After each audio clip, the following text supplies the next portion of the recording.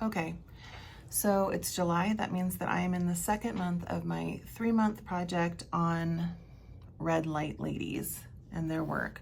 Still working on the words that I'm using, especially on social media.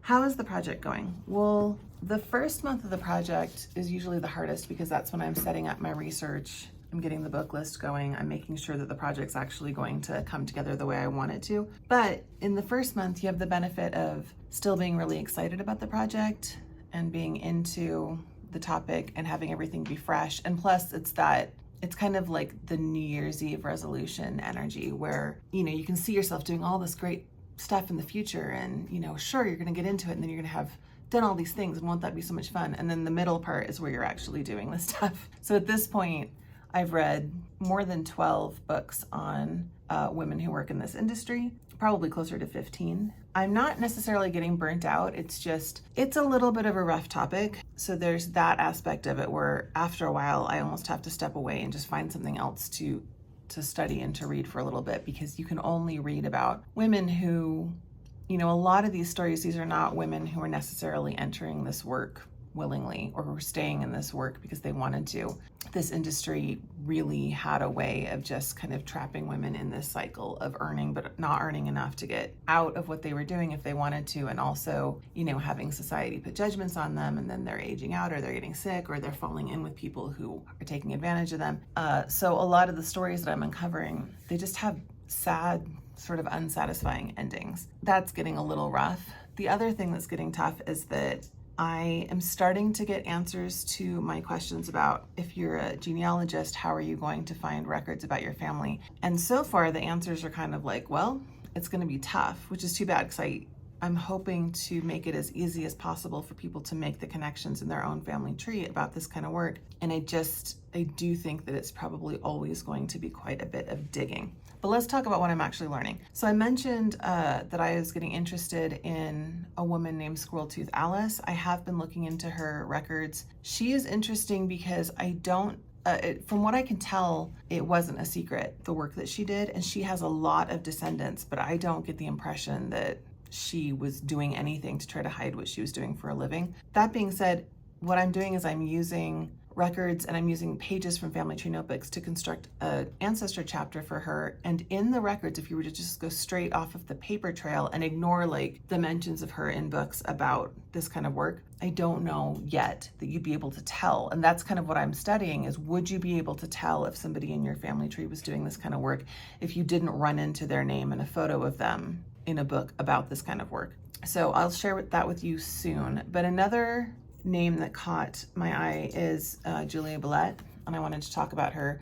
This week's reading, I'm still kind of stuck in this mining west part of my study on this work. This is the last week that I'll be doing. It's like Montana, Nevada, Utah. Next week I move into California, and then pretty soon I'm gonna hop all the way over to the East Coast, which I think will be a little bit refreshing just because it is getting a little repetitive.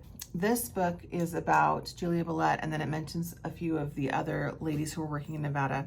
The thing about this story is that it's very typical, I think. Even though it's kind of been sensationalized and she's basically become this Western legend, the way that her story is treated is very typical, which is that she's a woman who was working in the industry, something bad happened to her, in this case she was murdered, and then the story around that thing happening to her kind of outgrows her actual history, if that makes sense. So the deal with Julia Billette is that she was in Virginia City, Nevada, which is really close to Reno, if you've never been there. It's like a living history type place. I mean, now it's active bars and a lot of tourist traps and stuff, but it's kind of fun. We were actually out there last summer and we saw the place that is named after her because she's sort of a local legend. But she was in Virginia City back when it was just mining town, brand new Comstock city. And she was an independent worker. She was not part of a brothel system. Unlike women who were in the middle of nowhere just trying to do this work, she was part of kind of a row of women doing this work in what would be considered cribs, like these small buildings, like a small house, sort of like cottage, but a little bit smaller. And these women, ran their own schedule, had their own client list. They didn't have to share their fees with anybody. So even though they had to pay rent, they didn't have to pay for protection. They didn't necessarily have to pay a pimp or a madam or anything like that. So they got more income that way.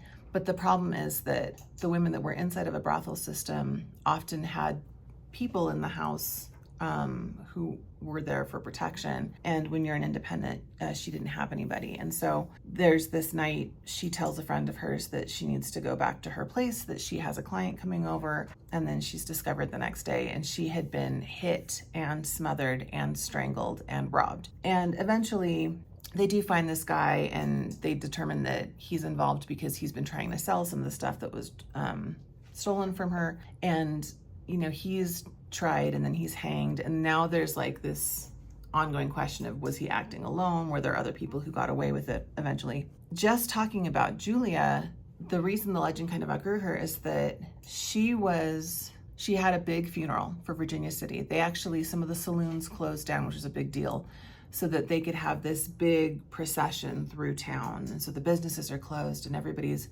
honoring this woman. And it talks about how, you know, her sisters, meaning other people who were working in the industry, or walking along beside her, and she's this nice woman, this, you know, this fallen woman, but she's got a kind heart. And even that part of it, I mean, there's no actual documented stories of her doing anything extraordinary. She basically just wasn't an obnoxious criminal. Like, we have no stories about her, you know, nursing the ill or anything like that. She just seems to be like a pretty decent woman who was doing the work, and then she got killed. But the city shuts down.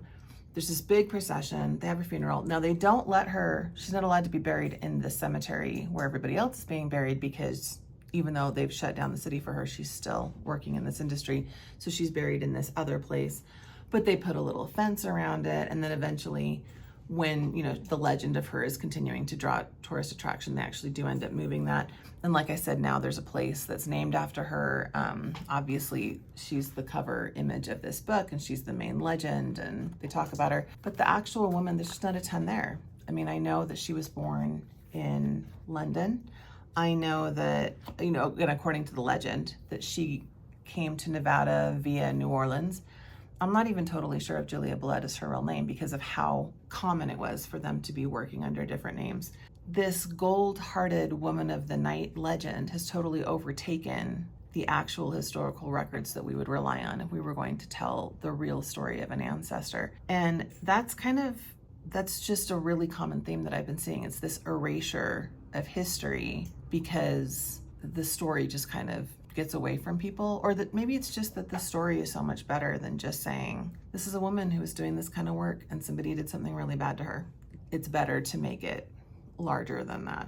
So now she's the kind-hearted, fallen, you know, soiled dove, if we're going to continue using that horrible term. The nice thing about next week moving into California is that I will be rereading that book that has to do with my ancestor who worked in this industry, and I will be talking more about that next week and sharing more about her story.